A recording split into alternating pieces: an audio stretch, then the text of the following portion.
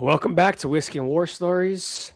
I'm Jaime here with my co-host Ryan, and we're kicking off season 4, episode 1, with an absolute legend. In the law enforcement community, today's guest really needs no introduction. He's the man who helped bring down one of the most notorious serial killers in American history, the Night Stalker. But beyond his Netflix documentary, his career spans hundreds of homicide investigations, from heading Crime Con to co-hosting George Lopez's OMG High podcast. His stories are really unmatched. I'm excited to have him on, and I'm actually going to hand it over to you, Ryan, to kind of read his little bio, and just get ready for an incredible ride. Yeah, thanks, Jaime. Gil entered the U.S. Army at 17, and he was in combat in Vietnam. After that, he went to school and earned his degree from Cal State Long Beach. And at 21, he joined his beloved LA County Sheriff's Department, where he served 38 years, including 21 years in homicide and 5 years as a lieutenant supervising those talented investigators. Gil was the co-lead investigator in the infamous Richard Ramirez Night Stalker serial killer case, which was recently featured in a Netflix documentary, which is very good. He's lectured throughout the U.S. and internationally, and he has also, as Jaime said, hosted the George Lopez OMG High podcast and continues speaking at seminars around the country. Without further ado, please welcome Gil Carrillo. Sir. Hey, Gil. Good evening, and thank you for asking me to be here, and it's an honor and a privilege to be with some people that dress in blue for the fine city of Pomona, my brother law enforcement officers. But I got to tell you, Gil, I'm that guy that gets starstruck, man. When I heard I was going to have you on, I swear, I saw the Netflix episode, the whole Night Stalker back in the day. I've always heard your name throughout circles in law enforcement. My brother Hector, who was a homicide investigator, deputy chief at the end, but when one of our officers, Daniel Fraembs, was murdered 30 years ago this month, you, Gil, were one of the investigators for that, and you and my brother Hector worked together. Is that correct? That is very correct. A very nice young investigator that he was at the time. He was relatively young, very polite, nice guy. Just sorry I loved women. Otherwise, I'd have loved him. He was good. Yep, I hear that a lot about him. Well, good, Gil. Well, thanks for being on, and want to kind of dive into it and kind of get inside your brain a little bit, if you don't mind. Sure. That's what we're here for. So we know you grew up in Pico Rivera, and you honorably served in Vietnam, where it's a literal war zone, and then you go to Los Angeles. How did that military background prepare you for when you put on that badge and started working the streets of LA? Well, it just gave me I had a new appreciation on life when I got out of the Army. Went in at 17 because a cop took me home and told my parents, sign for this guy to get off the streets or he's going to end up dead or in prison, because I was heading to no good real quick. So my parents took his advice, signed for me. I got off the streets at 17. They sent me in the Army, and I turned 18 November 29th. And 2 months later, I was in Vietnam. Whole different world. And it gave me a new appreciation on life. It matured me. It gave me an outlook. There are no winners in war. I'm sorry that anybody has to go through it, but I'm glad I did. And so when I came out, I actually had 3 goals in life. One, I wanted to go to college. Nobody in my family, no sisters, no siblings, no cousins, nobody in my family had ever gone to college, and I wanted to go to college. At that time, I thought college was for rich white people only, and I wanted to go. So fortunately for me, at the time, Rio Hondo had to take me in because I was a Vietnam vet, so they allowed me to enter. I knew I was mature because I sent for my high school transcripts, and I knew I was embarrassed when I saw them, because I obviously thought when I was in high school, D stood for damn good and F was fabulous. But I got in, and when I got in, I was anal. I wanted A's. I just wanted to work hard and do good. When the local assemblyman or politician sent a letter to my parents' house saying, "Congratulations, your son made the dean list," first thing my mom asked was, "Mijo, are you cheating?" Because that wasn't like me. I said, "No, Mom, this is new me." And all I wanted, so I want to go to college, goal number 1. Goal number 2, I wanted to become a cop. And I wanted to become a cop because a cop saved my life. And I wanted to have the ability to give back what he gave to me. And so I got on the sheriff's department, and I can say without equivocation, I know I've helped people get off the streets. I know I've helped some get on a department, and I haven't helped them walk them through the process, advising them, talking to them, giving them time to give them a little dignity that they are an individual and there is more than gangs out there.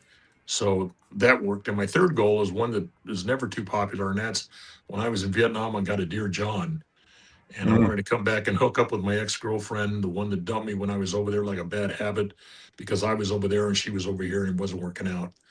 And so I came back, wanted to hook up with her, get her eaten out of the palm of my hand, and then I wanted to dump her. I wanted revenge. I was macho. And I got out in June of 70, September 70, I had her eaten out of the palm of my hand. And the day after Christmas, 1970, booyah, we got married. And we just celebrated our 55th wedding anniversary. So 2 out of Wow. 3 I'll take. Yeah, that's good. And we're still kicking. We're still doing good. We're still married, and 3 kids, 4 grandkids, one great grandkid. So life has been good. Joined the sheriff's department, worked the jails like every young deputy does, like most young deputies do.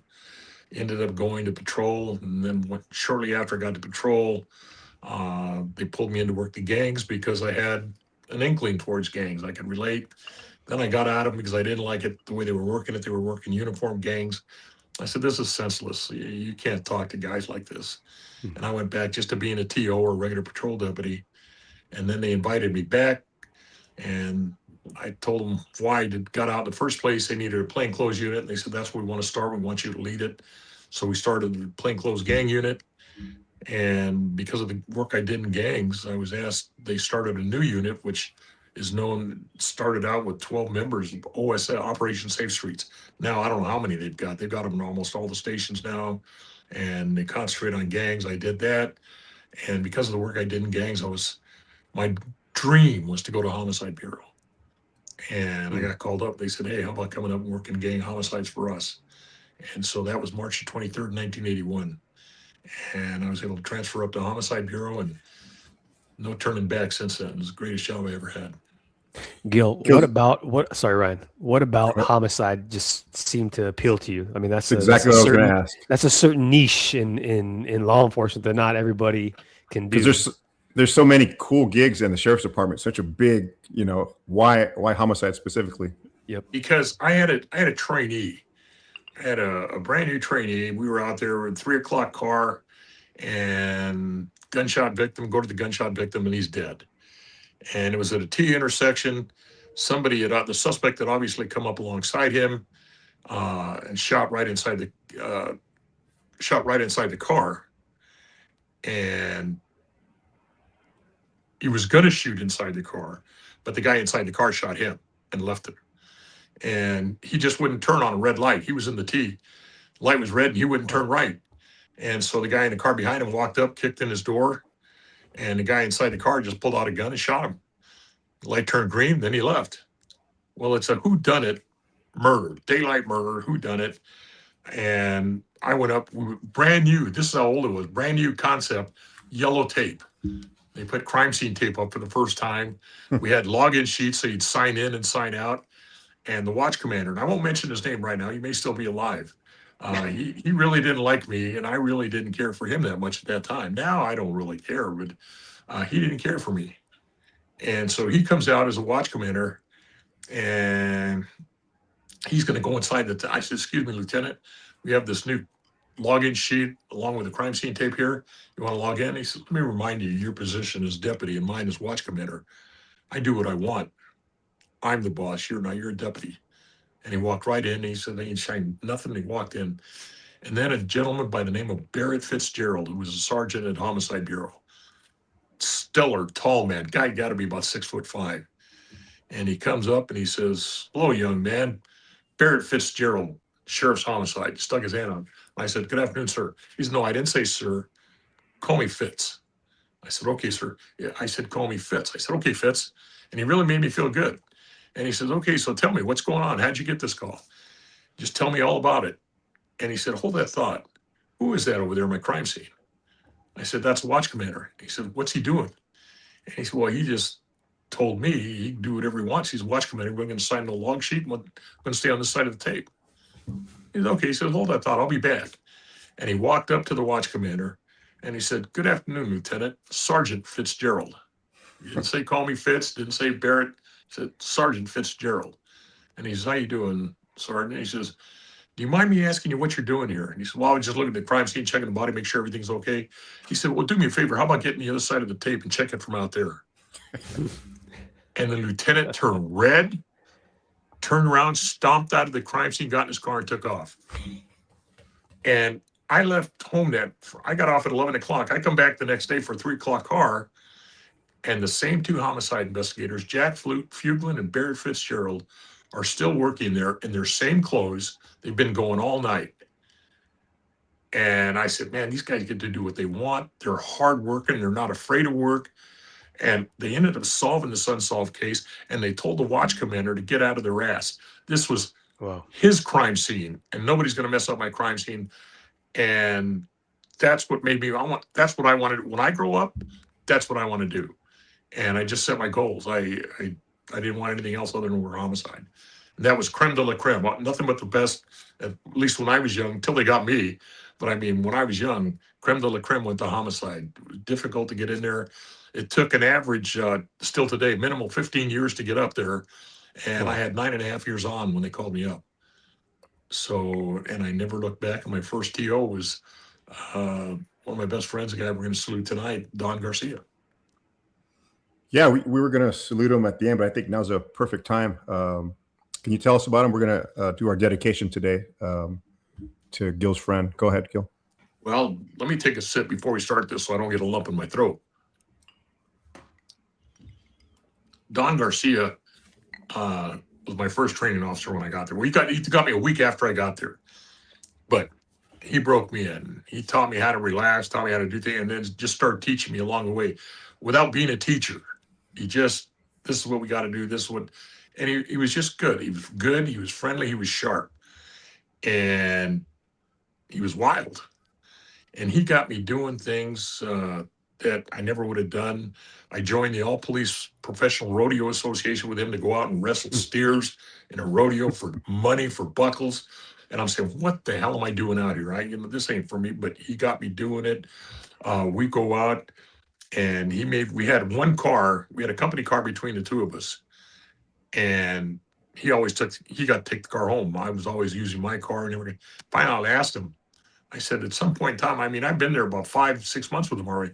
Hey, at some point in time, do you kick the car down to the fat kid?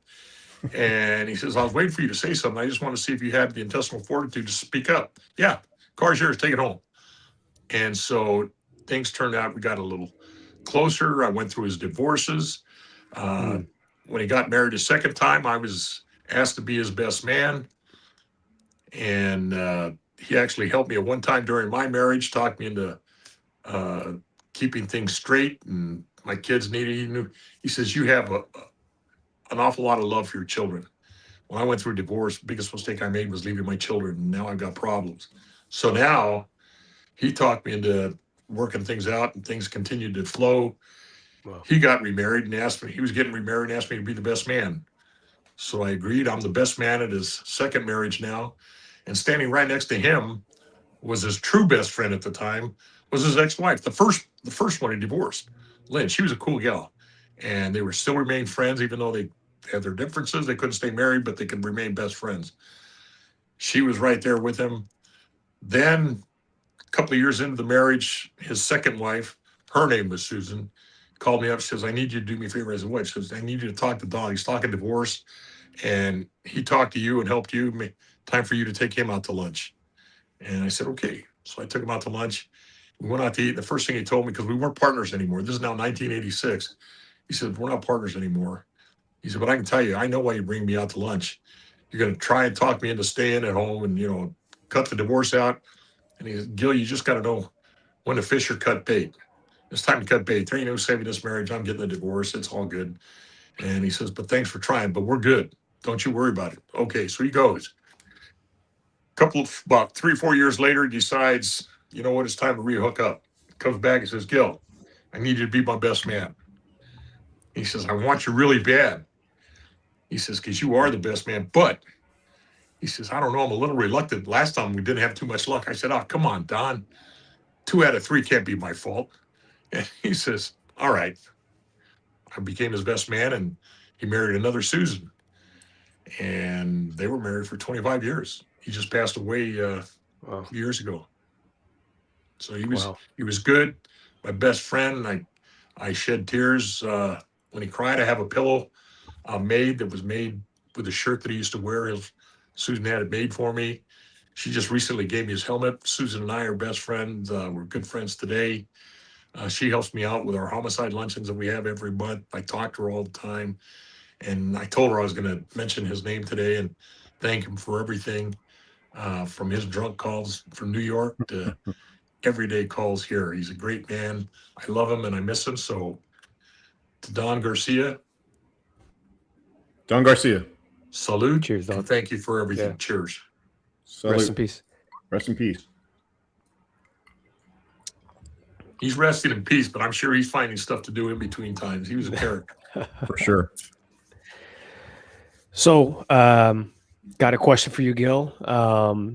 Remarkable that you really made history as the first Latino lieutenant in the sheriff's to reach that rank in the Homicide Bureau.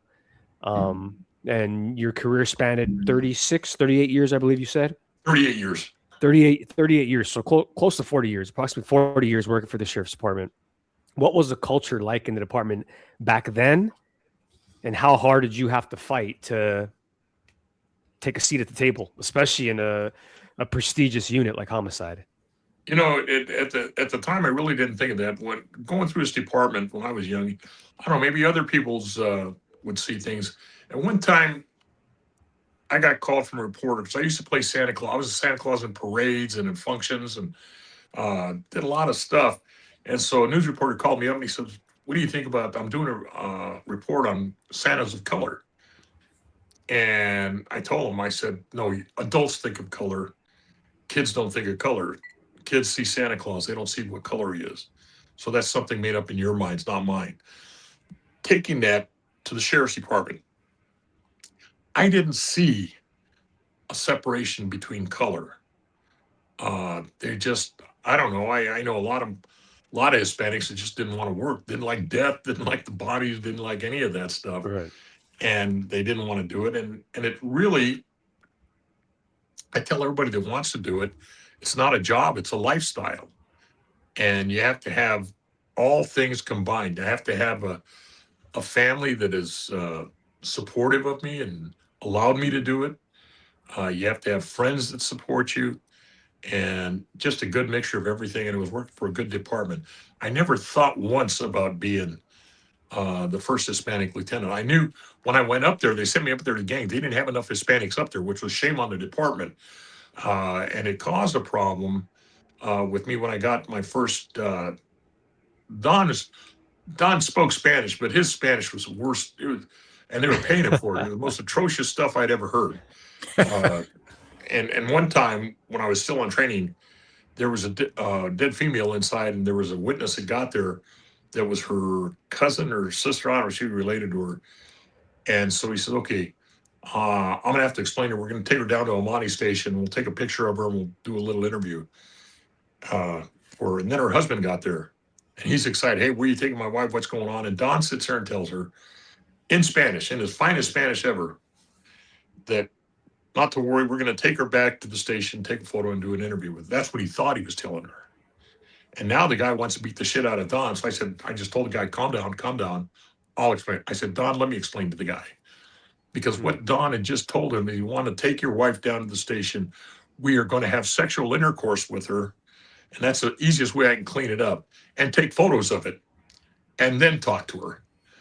And I said, Don, let me explain. So I explained to him, hey, we're going to just go down to the station. We'll take a couple of pictures and do an interview with her.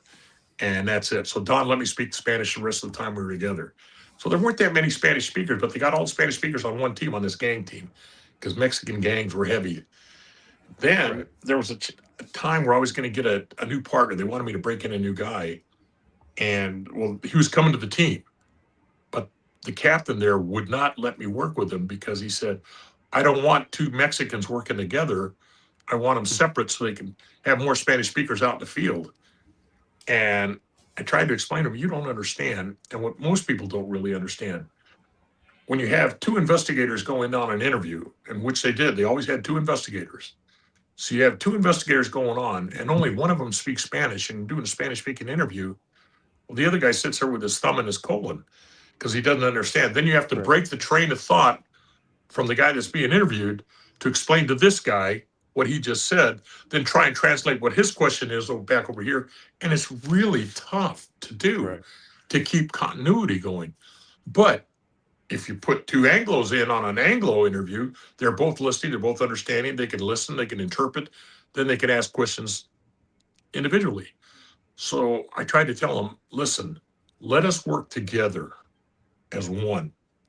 And anybody that needs us, we don't care what time of day it is, we'll roll.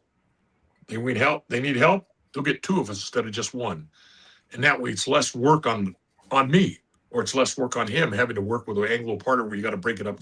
So that's the first time I ever noticed that they didn't have enough Hispanics in the largest Spanish-speaking population in the world outside of Mexico City, right here in LA County. Hmm. That's when I knew there was a disparity and they needed more. They should have had more Hispanics up there at the time, and they didn't. Why they didn't, I don't know. I don't care.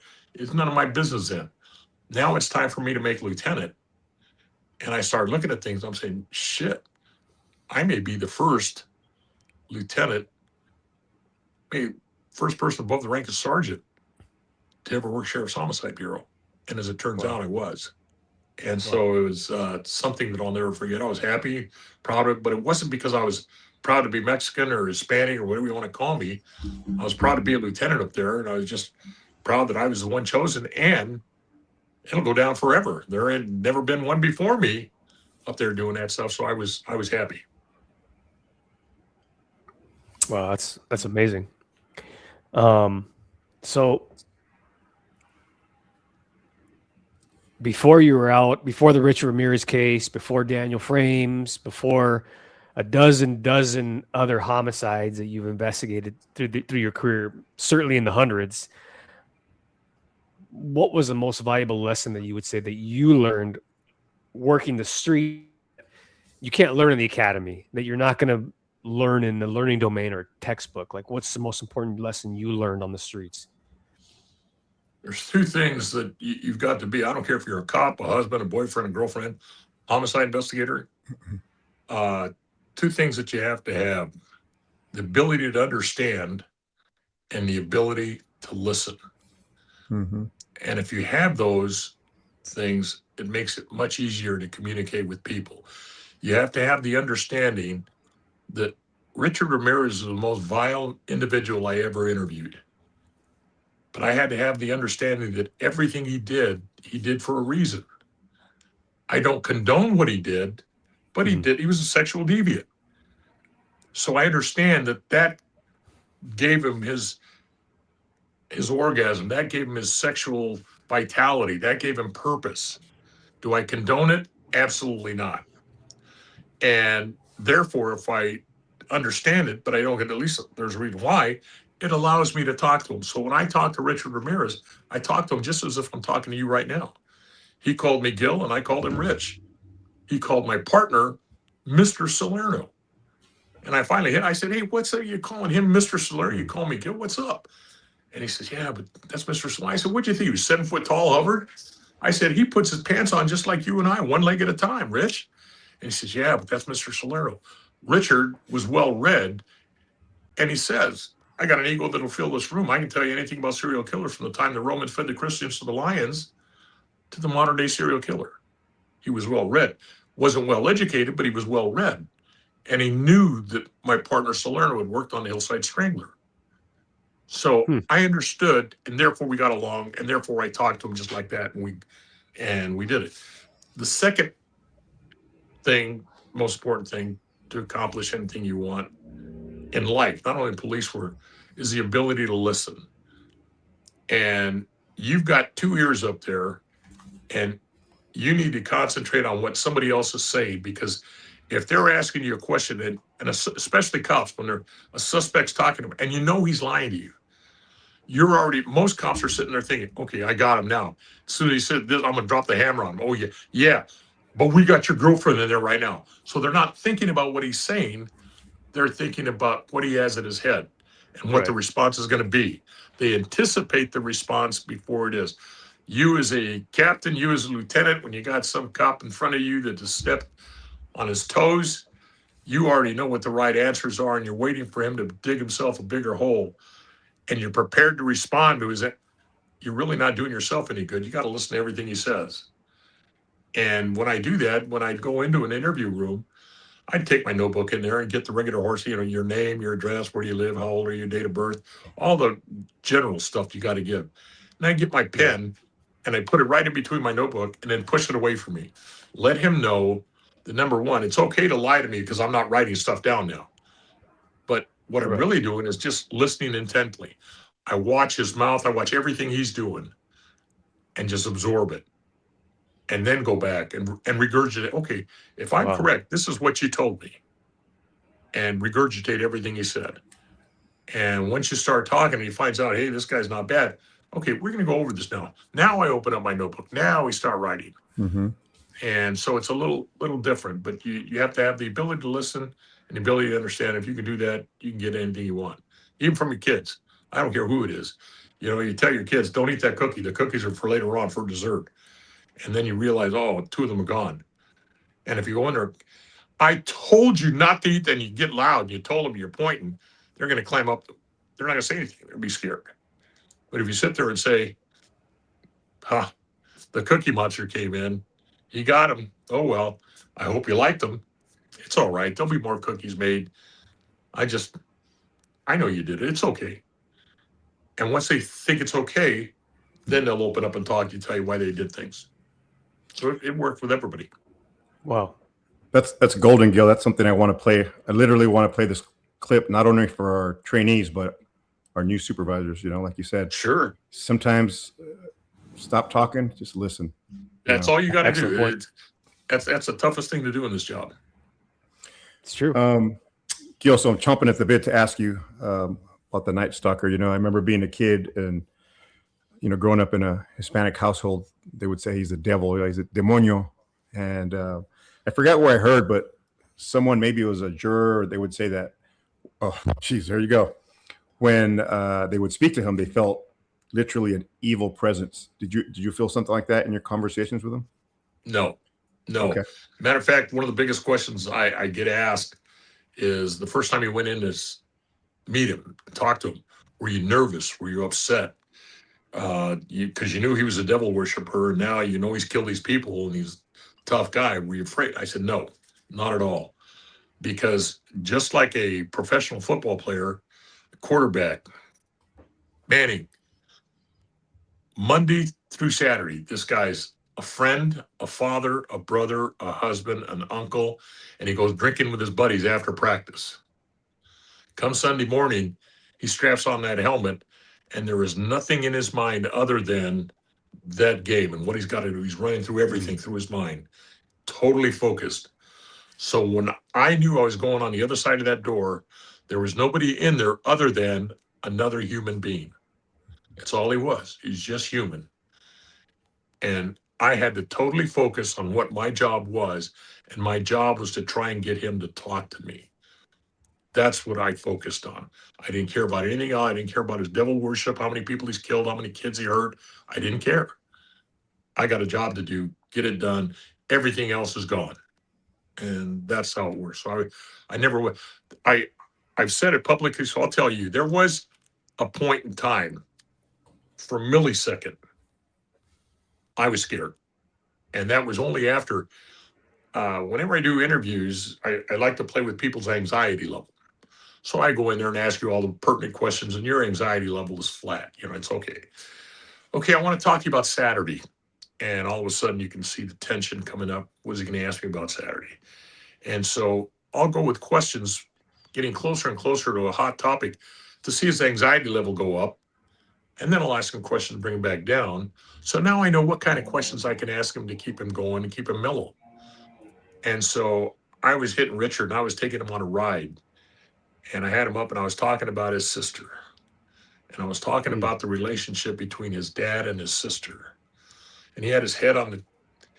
We were sitting at a table, and his head was on top of the table, and he had his hands clenched in a fist on top of the table next to his head. And as I'm talking, and the more I got into his sister and his dad, he starts breathing heavy, almost to the point of hyperventilation. He starts sucking there. He's going, and his hands started to come off the table a little bit. And I'm sitting there thinking, okay, I've been shot at, I've been stabbed, I've been in fights, but I never had to fight anybody that's hovering. If this son of a bitch levitates off that table, I'm out of here. I for a millisecond, and then no, Gil, he's human. But it kind of concerned me. And at the same time, my partner, Frank, is kneeing me underneath the table. And I don't know if Frank is telling me, man, I thought in my mind he was getting ready to roll. And is he telling me back off him? Or is he telling me keep going because he's getting ready to roll? If he's telling me to back off him and I don't, Frank was, I mean, he was the man, he was the myth, he was the legend. Frank Salerno legendary. He was the Goomba, he was the leader. And I said, if I piss him off, it's going to be my ass. If he's telling me to keep going and I stop it, at this point in time, I'm confident I can get him back. So I just said, Rich, want to take a break? You hungry? And he says, yeah. I said, okay, we'll get you something to eat. I said, we're going to take a break. So I pushed away from the table. We ordered him some food to bring it on in for him. And as soon as we step outside, Frank says, why did you quit? He was getting ready to roll. I said, well, you never told me what the knee under the table meant. And so we talked about it. We learned. It was the first heavy interview we had ever done like that. And then I learned, what he meant by knee under the table at that point in time. Hey, Frank, quick question about Frank. I'm sorry, Gil, question about Frank. You said he was kind of the leader, but, being a cop, I was partners with Jaime. I know a lot of times, especially in a homicide elite unit like yours, you're both alpha dogs, alpha males. That's for sure.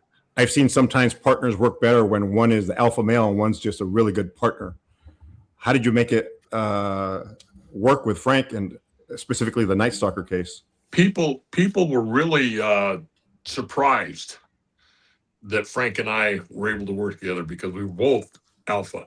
My best bud, Don Garcia, he told me a few times. He looked at me and told me, he says, God damn, do you ever get tired of being right? Because we would bang, but I was on a roll, I came out a winner. Frank was the chosen one. I did backflips when he asked me if I would consider working with him as a partner. He asked me. And I said, sure, I'd consider it, trying to be cool. Sure, I'd consider it. But I'm saying, God damn, that's Frank Salerno. That's a homicide guru. And so we ended up, we started working. We were supposed to start working together in January of '85, and it didn't happen. His partner went off sick. The lieutenant went off. He became the acting lieutenant of the team. So I ended up with somebody else for a while. And so he wasn't my partner. He was the acting boss on my team. In the beginning, Frank didn't believe that one man was doing it. He didn't think there was a serial killer. He didn't think it was one man. And so fortunately, he was my lieutenant, so he didn't run my case. So I got, and my partner, I really didn't care about at the time. He was strong-willed, but I could handle him. I didn't, he was an old guy, and I could handle him. I wouldn't let him push me around. But it worked out fine. And, like if you would imagine yourselves right now, you and Jaime, and throw a third person in there, somebody else in the room, and you need to plan your chief's retirement party. And everybody has an independent idea what it is. Well, it doesn't work. Not until you hit that point where all three of you are thinking together, then progress is made. And that's exactly what happened. Things, I was kind of like, for a long time, I was laughing stock, Monterey Park didn't think much of me. I had a friend over there that was working, and he said, Gil, every time you walk out there, MFing you, and they're calling you a Mexican, a punk trying to make a name for himself. It was not pretty.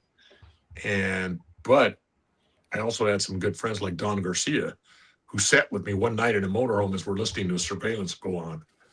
And Don Garcia very calmly told me, he says, you know what? The guy you're following is a freak, but he's not your freak. Hmm. And he was right.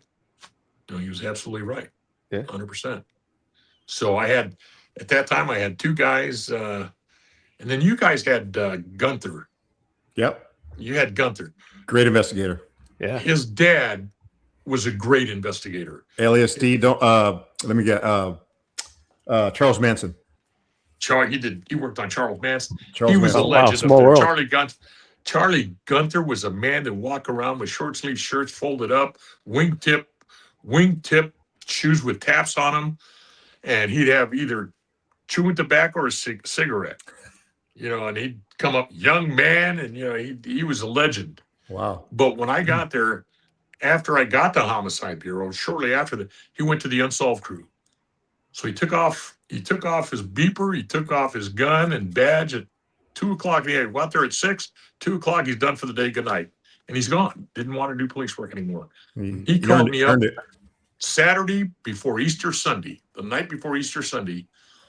I was at my mom's house visiting my wife and kids. And at that time, the wife was staying away from home a lot because I was never around. And at my mom's house, my mom answered the phone. She said, hello. Says, yes, he is. Hold on a minute. And she said, Mijo, it's for you. I said, who the hell is calling me here at my mom's house? So I said, hello. He says, young man, this is Charlie Gunther. And he says, I want you to know that I see a look in your eye. You got the eye of a tiger right now. And I haven't seen that look around this bureau in an awful lot of years. He says, and I'm telling you, I'm calling you up to let you know that I'm putting my beeper back on and I'm backing my gun and I'm ready to go to work for you tomorrow. Whatever you want me to do, I'm part of it. I believe in you, kid. You go for it. And I said, Charlie, how did you find me? I'm here at my mom's. And he says, because I'm still a good investigator, a goddamn good investigator. I'll talk to you tomorrow, kid. And he hung up. It was. I had a lump in my throat. My eyes watered up. My wife said, what's wrong? I said, that was Charlie Gunther offering to help me. She says, and? I said, you don't understand, dear. That's Charlie Gunther. And he was just a great man. He was a great role model for me. And he told me, I saw him right after I had transferred into Homicide. I'd been in Homicide for a full month, maybe 2 months. And I saw him working his last murder over at East LA Station, him and his partner, Sal Munoz. And they were in there working late. I walked in there and I saw him. I said, hey, guys, is there anything I can help you with? And he says, no, son, we're just wrapping it up here for tonight. He said, hey, by the way, congratulations on making the night car. I said, no, I didn't make the night car, Charlie. I'm now part of Sheriff's Homicide. I got transferred into the Bureau. And Sal Munoz looks at me and says, see you old coot? I told you I thought that son of a bitch was hanging around the office an awful lot. He says, congratulations. And he says, young man, I hope you get an erection just as hard as mine is right now after you solve a case like we just did. I love it. And he was a great inspiration. Awesome. Two-part question for you, Gil. Obviously, everybody knows you from the Netflix docuseries, and you were, at the time of the case, you were a young homicide detective that, from my understanding, you were catching hell from your brass regarding your hunch about the Night Stalker crimes and the relationship that they had. Did you ever in a million years think that people would be binge watching your case decades later? Absolutely not. I sometimes I sat there a few years ago, needed some time, just get away from home. So I told the wife, let's go to Vegas. So went for Vegas the weekend. I had told George Lopez, who I was doing the podcast with a few weeks, I said, George, you're going to be gone this weekend, this coming up weekend. I said, I'm telling the wife, we may go to Vegas that weekend just to get away from everything for a couple of days. He said, well, come on up. I'll get you into the show. So I went to the place he was staying at, and I even forget where it was. Nice hotel. And before I got there, his traveling agent was out front, met me at the valet parking, Hmm. and he says, you don't have to worry about checking in. I've got your keys right here. Everything taken care of. I got your luggage. Wow. Don't you worry. And he walks me right up to this suite that they've got for us. There's a bowl full of fruit and food, and there's vouchers there. I don't know how many hundreds of dollars he gave us to go ahead and spend Stardom. any way we wanted. And I'm sitting there, and I just started crying. Wow. And my wife says, what's wrong? And I said, I don't know what I've done in life to deserve this, but this is all very overwhelming to me. I never, ever in my wildest dreams did I ever think that anything like this was going to happen. This is not what I was looking for when I was working on the case, or it's not why I went to Sheriff's Homicide. There's, it's very fulfilling work. It's not a job, it's a lifestyle. And, I've been told that if you love the job you're doing, you'll never work a day in your life. And I loved the job that I was doing. It gave me a great deal of satisfaction. I had to go to a middle management school after making lieutenant. And you went around the room and they said, hey, I'm Gil Carrillo, 35 years on, and tell them Lieutenant Homicide. And the instructor says, 35 years, do you realize you're working for free? And I said, yes, sir. And he said, no, I'm serious. He says, if not free, damn near it. I said, I understand, sir. He said, my question to you is why? And I said, correct me if I'm wrong. Didn't I hear you talking this morning to a group of guys talking about this golf tournament you played in? You paid $250 to play in this golf tournament. And he said, yeah, the best damn golf tournament I've ever played in. He said, I love golf. I said, that's my point. And he said, what's your point? I said, you pay $250 to do what you love to do, and I do it for free. Right. And he looked at me and said, well, okay then. So I did it because I loved it. It was challenging, and it was satisfying when you solved the case. And as long as you never forget where you came from and treat people the way you'd like to be treated, I don't care if bad guys, victim's family, or brother law enforcement officers and sisters. So I'll leave the ladies out. Things will go good. And they did. And things fell into place. And I never thought that I'd be where I'm at today in life. I'm not rich, but I have what rich people don't have. And that's good friends, good family, good memories, and still have everything together. Hey, Gil. So the Night Stalker case, obviously one of the most infamous and horrendous cases ever, especially for those of us in Southern California. Of that crazy case, can you narrow it down to one thing that just bothered you most about it? There was nothing that bothered me. I guess the thing that bothered me the most is people didn't believe me, and I could see things that I had learned from this professor that required so much work in college that I was seeing things that people didn't see. When Richard pointed a gun at somebody's head, the professor said that's a sign of sexual deviancy. It's not intended to kill him. He loves to fear. Fear is foreplay for him. So you stop to think about it. Everybody goes to see all these scary movies that they put on out in the theaters where people go by the thousands to go see them. And what do they go see? They go there to the thrill of being frightened. Well, Richard just did it live. He wanted to see him frightened. And if you acquiesced to what he ordered, you didn't die. If you didn't, then you died. And so it was, there was nothing brutal. I don't see the brutality in it because all I ever see is the scientific side of it, the blood spatterings, the wounds, and what they look like, what they mean to me to interpret them. I don't see anything other than that. I can't, if you take that stuff too personally, you never get out alive. So that's what I did. I was able to make it, that aspect of it, very scientific to me. And not the toughest part of the case was just not getting people to believe. And I could understand. Not one of my friends today that didn't believe in me then they're still my friends. And I understand why they didn't believe in me, because you stop thinking about it, in criminal history, nobody in criminal history has been documented doing the things that Richard was doing. Right. And so it's tough to get people to say one man. But once they did, then the case was solved. Yeah, I mean, the paranoia that swept through like my neighborhood. My mom would literally not sleep, and I remember my dad hammering nails in a flat board and putting it by the outdoor, the ledges where the windows are. It just swept through the entire Southern California. It's the first time in my life, my career, that I ever slept with a gun on my nightstand. Mm. Wow. Interesting. So I did Wow. that. And in the documentary, it shows me clearing the house. That was a true event where I just felt subconsciously he's in my house, nobody's here. And I had already given instructions to the wife, don't ever come home when you say you're spending the night someplace, because I got my gun out and I don't want to shoot anybody by accident. I woke up in a cold sweat. My stomach was heaving. It was nauseous. Whoa. And I got up and I cleared my house room by room, like if I was clearing a burglary. And I wouldn't call the cops because I live in Walnut's area. If I call the cops in Walnut Road, they're going to sit there and say, okay, this guy's crazy. He's going nuts now. So I cleared my own house, jumped back in bed, turned on the TV. A John Wayne movie was on Channel 5. And I'm laying there saying, where is he? What is he doing right now? And then my phone rings, 3:30 in the morning, because I'm a homicide cop. Anytime something happens, I always look at my watch. What time is it? Note the time. That's what nurses do. Doctors, what time is it? So I did that. What time is it?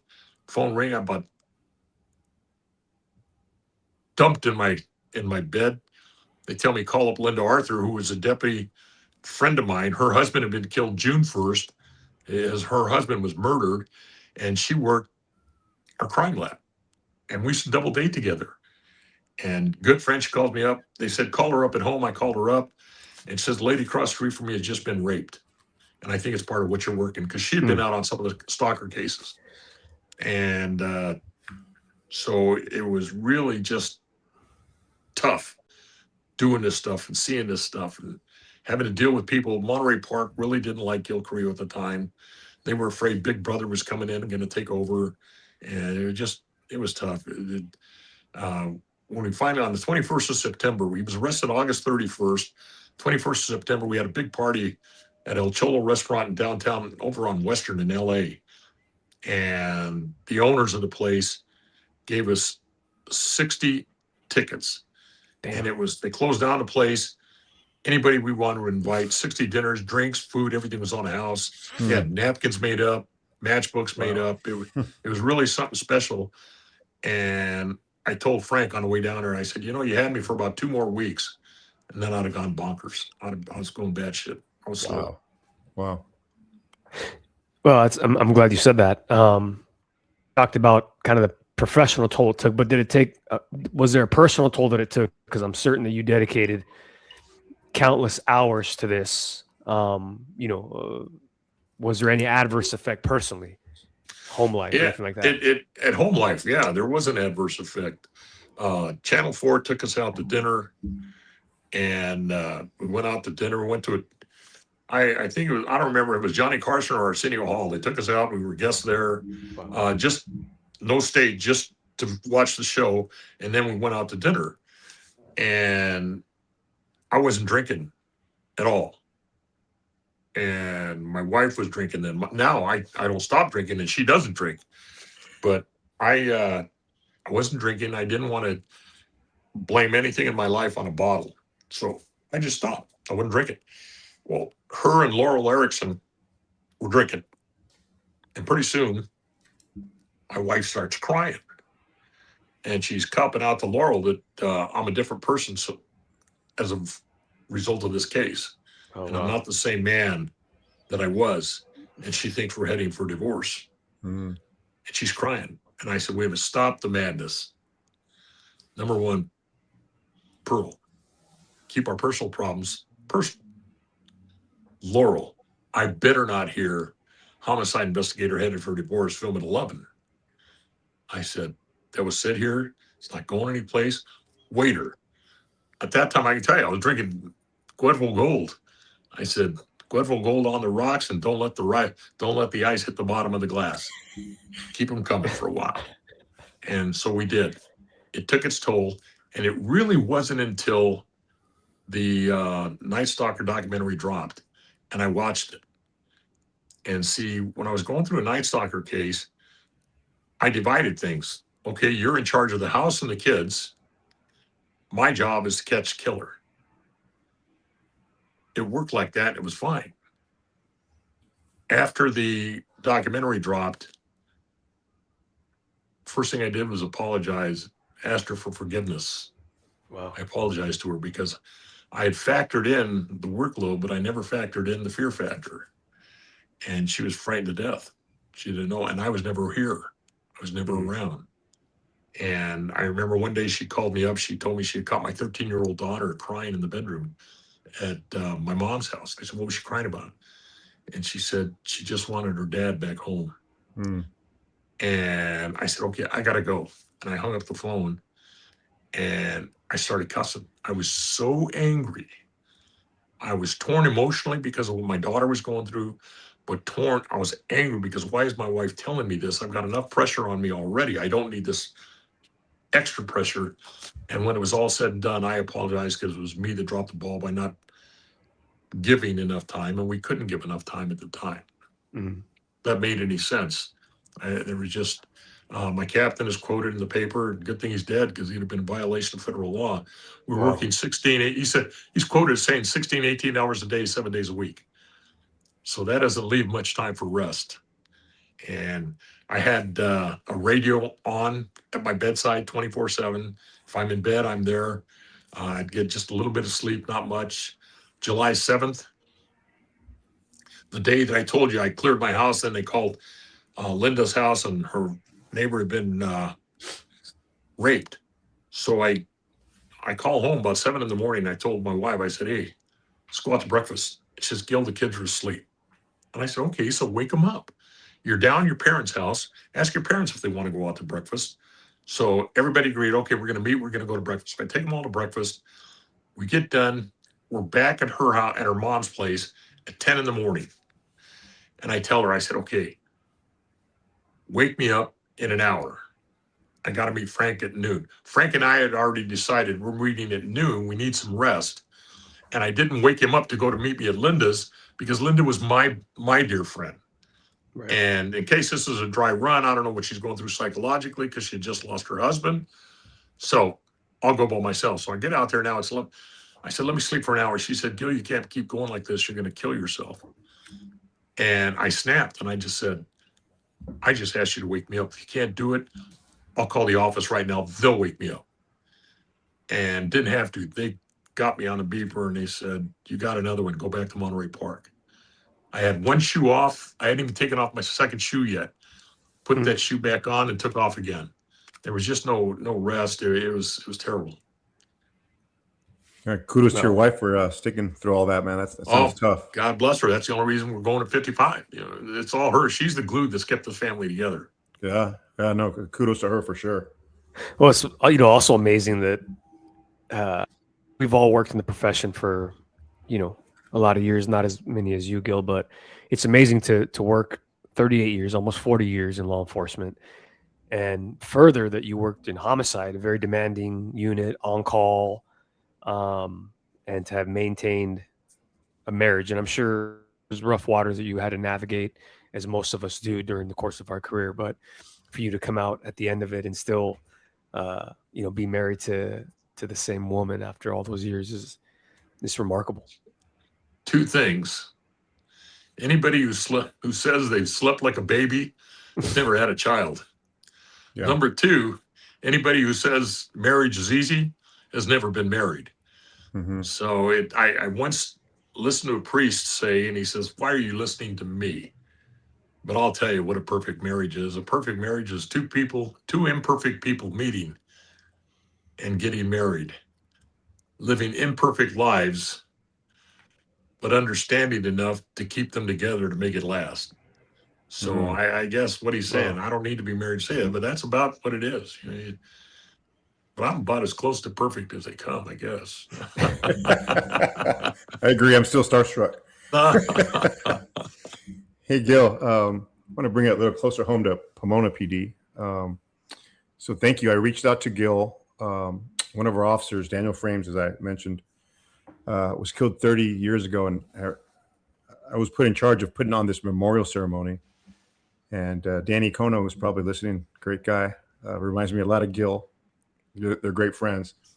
Said you should reach out to Gil Carrillo and see if he'll speak. And I'm like, the Gil Carrillo? And I went through my whole starstruck stuff. But long story short, Gil was so gracious and spoke at the funeral and did a great job. But Gil, can we kind of circle back to Pomona? And for those that don't know the story, what can you tell us about that case, of how it went down that night, and then your role in the investigation? Well, it went down, my mind serves me correctly, on a Friday night. I wasn't on call that night. And I came in to work the next day, and I was working the desk, and we got a clue came in. And the clue, somebody calls in, and I wrote it up, and it's about a young girl that may know something about the case, and she's holding back. And so I got that clue, and I handed it to the lieutenant, Frank Merriman, who was out there. I saw him, and I said, "Hey, here's this clue. And trust me, this is a clue that's going to break your case." And I'm really not involved in it. And you learn in homicide, all murders are murders. You know, everybody has their own case. You've got your own, and no murder is more important than another. Officer involved shooting, everybody wants it solved, obviously, because we're in the business together. But they've got their hands full, and there's only one leader, so you got to let them do what they got to do. All I did was take the clue down and give it to him, and he said, "Okay." Well, he told me next morning, "Hey, I got permission from the captain. We're bringing you into our team. We're now working the case, and I'm going to give you." He gave me a female partner, Jackie Franco, who was a sergeant at the time, because my partner was with this kid in Washington, D.C., some school field trip. And they said, "We want you to work this." And I said, "Okay, I'll work it under one condition. I get Jackie. She works with me until Friday when Frank comes back. Then Frankie's my partner. He's my partner, not Salerno, but Frank Gonzalez. And he's on the case with me, and we'll bust our ass for it." I said, "You got it." Well, I went down to St. Dennis's church, Catholic church in Diamond Bar. The priest, they were parishioners there. Mother and father lived across the street from the church, and knew the padre, and the padre pulled me in there, and the father and I got along. I waited in his office. He came in there, and I said, "Father, I hope we get along good." I said, "I'm just looking at all your memorabilia on the wall." He says, "Don't tell me you're a USC fan," because he had Notre Dame stuff up on it. I said, "Yes, I am." He says, "It's okay, son. We'll get along. I'll pray for you. And there's still hope for you." So I said, "Okay." So we started talking, and then they bring in this gal, and she turns out to be the key to this whole case. It was her boyfriend that killed Daniel, on how they came up on him, how they stopped him, and they told him to run as soon as the cops stopped.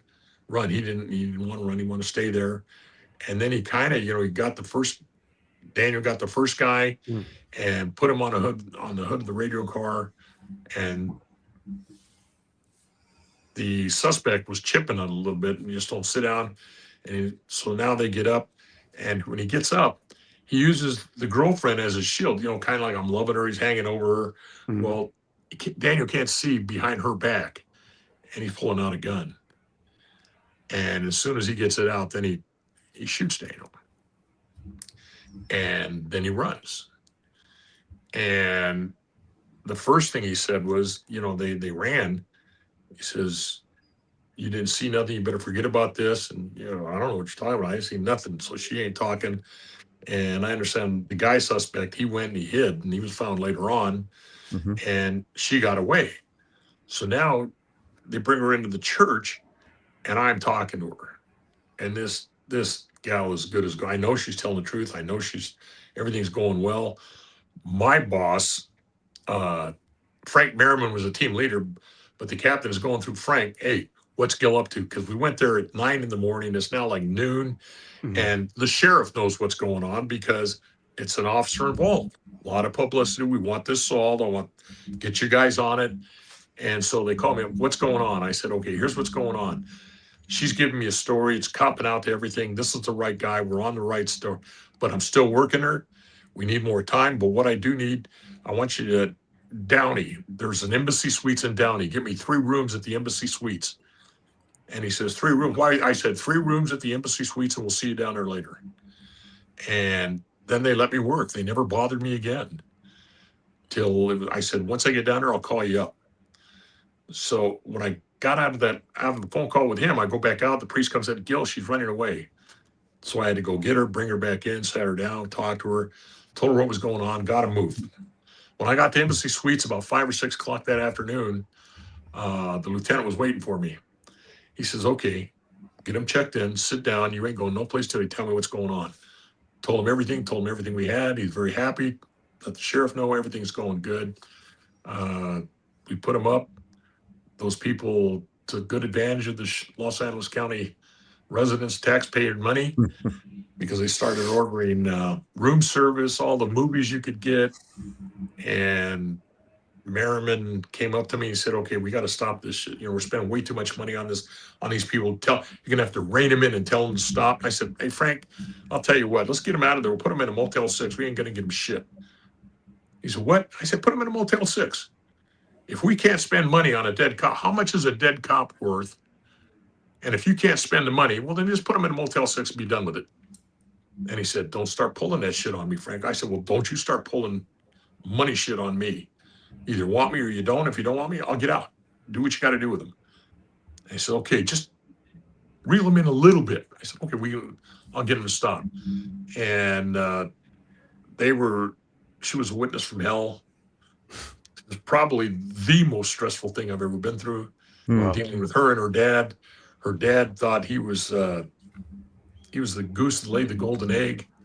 Had me get him. I had to, and I don't say it jestingly, but I became their personal valet. I was taking them to pick up their prescriptions, do their grocery shopping, taking them, finding a new place to live, trying to get them jobs.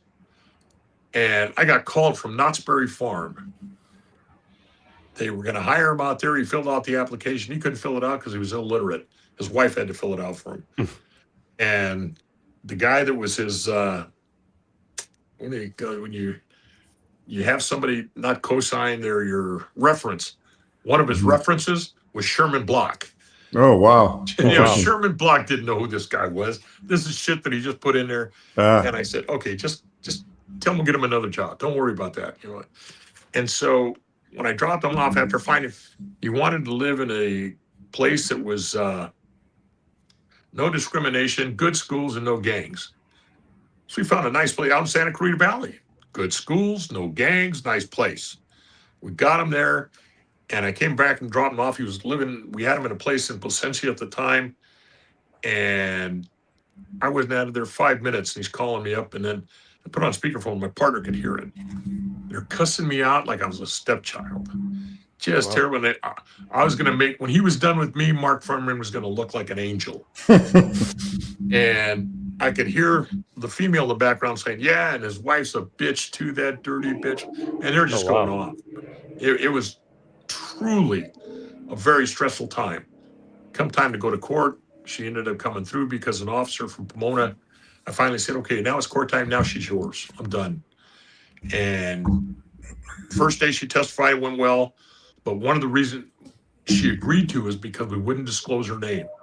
Well, the press was in the courtroom and they got her name and they printed it. So the next day she got to court because she was under subpoena and she went off, I'm not testifying, yeah. And one of your Pomona officers got her, took her into a room and lit her up.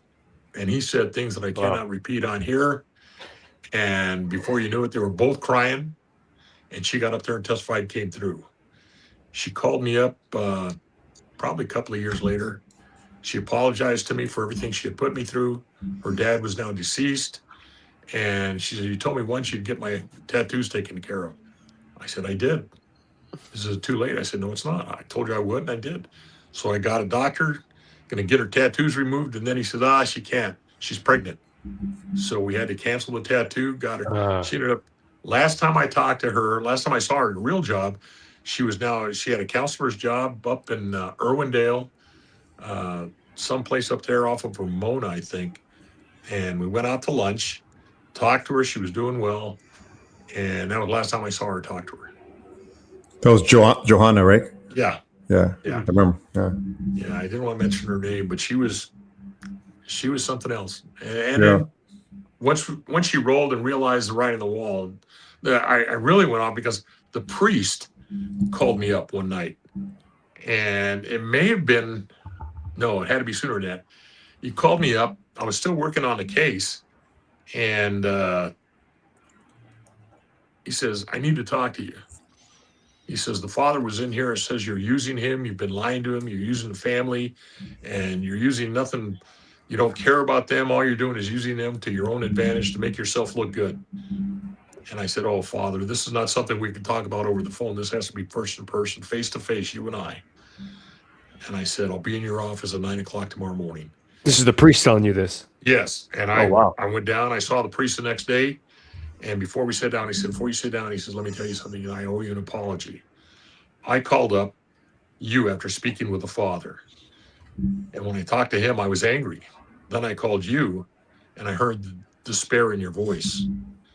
And I knew something was wrong. So I called up a very strong, committed parishioner who works with the deputy district attorneys, who's a deputy district attorney for LA County. And she said, when I asked her about you, she said, Father, there's nobody with more integrity in that bureau than Gil Carrillo. He wouldn't lie to you. And he says, I realize now that they're using the church to their advantage. And so I apologize to you and things went well. He understood. Wow. I think his name was Father Charles Gard. Mm. Nice man. So when we talk about murders, is there anything to you that is different when you investigate a murder versus the murder of a police officer? You get a lot more assistance, you get a lot more help, and demands are not met with arguments. Not that they do on any, really up in Sheriff's Homicide Bureau, I don't know what it's like today because I've been gone for 16 years. If I went into Sheriff's Homicide and said, hey, I got a tip, this is it, and I got to go to New York, they'd say, okay, go. Whether I get the money from the Sheriff's Department, get the money from the DA if the case is already filed, and you ran your own cases. You just make your people know what's going on. I don't know what it's like now with the budget constraints that they're going through with the Sheriff's Department. It's a crime in and of itself, the despair that they're in Right. right now. But I don't know about the way it worked things, and they worked back then. I don't know how they're doing it now. How about for you? How about for you personally, as an investigator, when you go to those things, does it have a tendency to hit you more, or as part of your No, you just see it as once business? again, that football mentality, everything is focused on this case, not anything else, not the pressure, not anything. Focus here. What do I have to do to solve this case? So when you get there, the first thing you have to do is get briefed properly, listen intently to what those patrol cops are telling you because they're your first lifeline. Then look at it without stepping into it. Just look at it and evaluate what you've got here. Then if you can clear a pathway where you think it's safe, get a little closer look, then start letting people know what you need, where you need it, and just do it.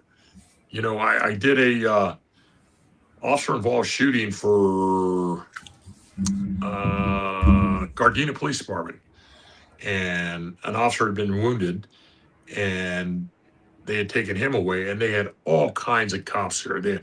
All the South Bay Police Departments were there, Highway Patrol was there, LAPD was there, and the Sheriff's Department there. Everybody's looking, suspects on foot. He's around in the area. They got it closed off, and there's 1,000 people around there, a cast of thousands. And first thing I did was I assessed everything, and I just said, okay. I called the department. I said, send me the trailer out here. Now, I ordered the trailer because that's what I needed. I needed to separate my guys. I was a lieutenant then.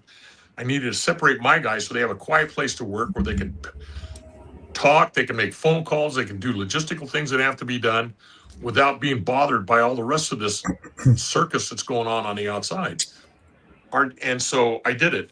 I got contacted later on, and by then, I don't remember if he was a chief or the assistant sheriff then, Paul Tanaka, who happened to be on the city council of Gardena. And so he's out there and he said, Gil. I said, yes, sir. He said, who ordered the trailer? And I knew it took a commander above to approve it. And I said, I did. And he said, why? I says, because I assessed things and thought that that's what had to be needed. We can't wait around. We need to do things as expeditious as possible, and that's what I did. I determined it was that, and I'll take the heat. He said, no, I just want to say, good call. I'm glad you did it. He says, and look at these other agencies that were using small stuff, and he says, this is shining out here, but it was the right move for the right time. Right. So I found out if you do something without permission, it's easier to say I'm sorry than it is to ask for permission and have to fight for it or wait for somebody's approval. True. Yeah. Yeah. Hey, Gil. We talked about it before, but you've been on Netflix. There's been made-for-TV movies based on you, actors and stuff. You've been in the war. You've been George Lopez co-host, and you're gracious enough to be on our podcast where we have 7 listeners and 2 subscribers. So thank you for that. But give us a snapshot of what you're doing these days. What's a week in the life of Gil Carrillo? I know you're busy. I made a comment to somebody the other day. I think I'm just about almost as busy as I am now as I was when I was working. Sure. Somebody's blessed me. I got to go, and this isn't political. I don't talk, not even in my family do I talk politics. And I don't care who the president of the United States is or was, I'd feel the same. If it were Obama, if it were Biden, if it were Bush, if it were Clinton, Trump, it doesn't matter. The president of the United States is a very, very prestigious office to hold. I was invited a few weeks ago, all because of the Night Stalker case, to go give a talk to about 13 people at the Trump golf course. Wow. And I'm sitting there. And once again, I guess when you get older, you get a little more emotional.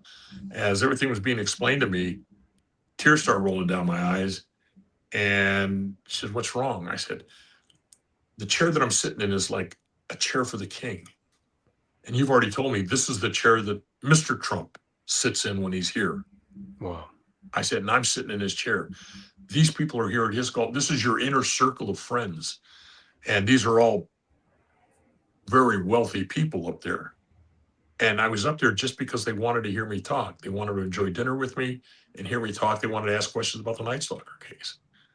And so that was, one of the guys was Sasha, and I don't even know if I can pronounce his last name. He gave me this bottle right here. Sasha something.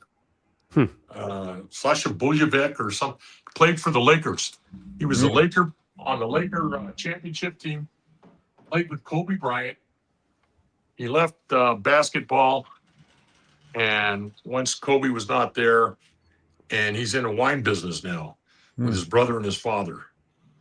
And he was good friends with Kobe. And he said, did you ever follow basketball? I said, no. He said, did you ever? I said, well, I followed, he said, not even the Lakers, your home team. I said, I followed Kobe Bryant because I thought he was a fantastic athlete, good human, but that was it. He said, how come you never got into basketball? I said, well, until you get Kareem Abdul-Gonzalez, I said, there was no reason for me to follow. And he got a big chuckle out of it. He gave me a bottle. He autographed it for me. That was important. And I was crying because I told the lady, if my parents could only see me now, Wow. the kid that they raised from the streets, of Pico there, they'd have been so proud, happy. So I did that. I'm still doing, I got a call, and I don't know if I can say that. I don't know when your show's going to air, but I have a video Zoom call. I've already agreed to do it. I'm going to have a Zoom call Tuesday for a up and coming program with Tom Selleck. And that's supposed to start shooting around July, they tell me. So I've got that. I got called today if I'd be interested in traveling around speaking for the National Latino Peace Officers Association. And so things are, and in the works right now, also in July, is a dine and crime dinner. It'll be held at Stevens Steakhouse on July the 24th, where we'll have an author of a book who wrote on the Night Stalker, not Phil Carlo, because he's deceased. The second book, the guy did his thesis on it. And it's the kind of book that I like because it's mostly pictures. I don't do an awful lot of reading. And you're going to go down there. He'll be up on stage. A girl that was molested from the time she was 6 till she was 12. And when she told her parents and family about it. They accused her of being a liar, and she was loose and every other thing. And she wrote a book. She went got her degree. She went beyond that, got her degree as counseling for the state prisons in Texas. She's going to be on stage because the raper, the molester was Richard Ramirez. The Night Stalker was her uncle.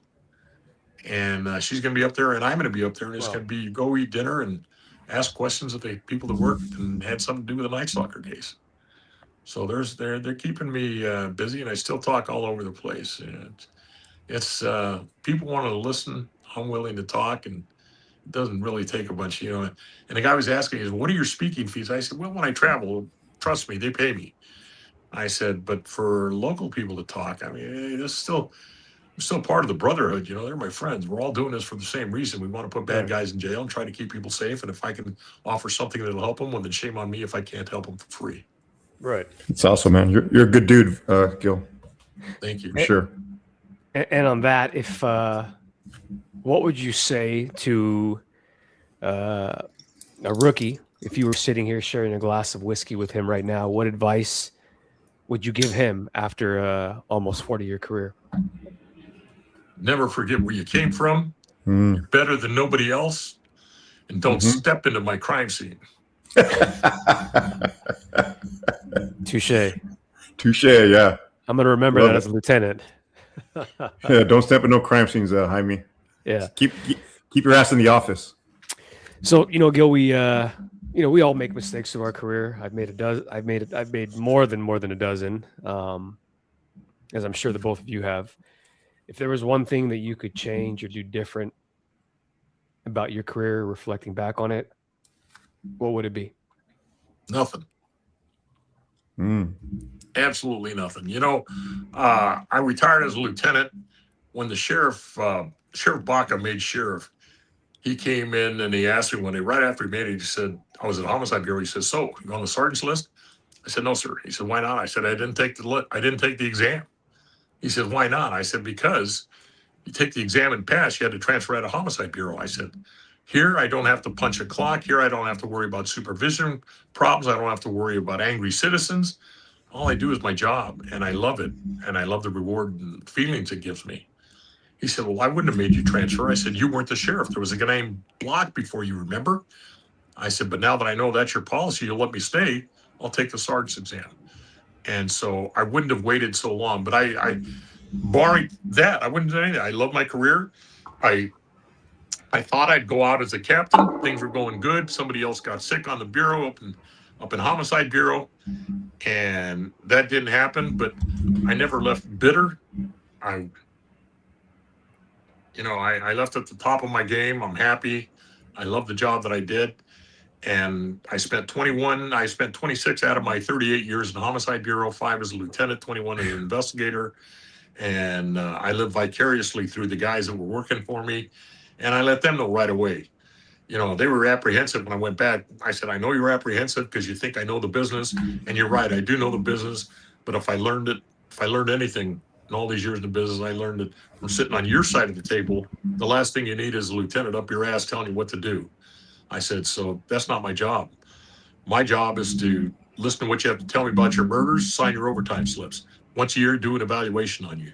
Your job is to supply me with information so I can stay aware of it and I can appraise the upper echelon. Other than that, it's easy. And I won't even offer my opinion on your murder unless you ask for it." And so we had a great team. We had a great group of guys working for me. And I don't like to say they work for me. We work for each other. They were a great group of guys, and they told me you don't know what you have until you no longer have it. Once you left, things were different. So it give me the warm fuzzies, but I wasn't ready to go back either. Right. Yeah, you know, Gil, me and Jaime, we always talk about leaders and leadership, but one thing we always say is for someone to be respected is they have to have credibility, which you had as a lieutenant, right? How many cases did you handle? Now you're leading some of the best investigators in the world, and you also had perspective. So those two things you were, yeah. So I'm sure when you slipped that lieutenant spot, you were immediately accepted by the guys. and the fact that you were a celebrity already at the time. True. Yeah, but anyway, Gil, unfortunately, we're at that time where we're wrapping up. Thank you for being here from the bottom of my heart. You didn't hesitate when I asked you, even though my heart was beating like I was asking somebody on a date. From the bottom of my heart, thank you for being on our small little podcast. We're humbled, and I'd like to turn it over to you for any parting words. Well, I just like to thank you for inviting me, and it's always an honor to work with anybody and people of your caliber. Knowing that I had no idea that you had 4 brothers on the department, Ryan, Yeah. and your first brother, Hector, was he was such a noble and nice man. I didn't realize he had gone all the way up to deputy chief. I mean, there's a guy that I have to bow and kiss his ring. It'll probably make me genuflect when I see him. But he was just a hardworking, nice guy, and it's a pleasure to work with you guys. And Danny Cono's my brother. He's a white man trapped in a Mexican's body. I know. Yeah, for sure. He's a great guy. We're great friends, and he just celebrated. He was with me the day after Christmas this last year to celebrate my 55th wedding anniversary with us. Wow. He's a good man. Well, also a previous guest of ours as well. Sure. I watched intently. I didn't realize the impact that Daniel Fraembs had, especially the sergeant that rolled up when he sat down next to him and cried. That was very special. And I didn't know that he ordered menudo and pozole every weekend. Didn't realize he wasn't Mexican until he was about 18 years of age. So, yeah. Love it. Well, yeah, Gil, we're thankful that you came on here, and I will have to correct Ryan. He said that we had 7 subscribers. He is full of shit. We have 11. Yes. proud of it. So, as is customary with all of our episodes, we drink to a bottle. Ryan, what do we have today that we're closing this episode with? Today, a good friend of ours from work, Lieutenant Robbie Shetman, got me a bottle of Jefferson's Ocean Age at Sea, and it seriously is very smooth. I won't bore you with the notes, but very good whiskey. So thank you, Robbie. So on that, we'll do one final cheers to our special guest, Gil. Brother, thank you so much. It was so much fun.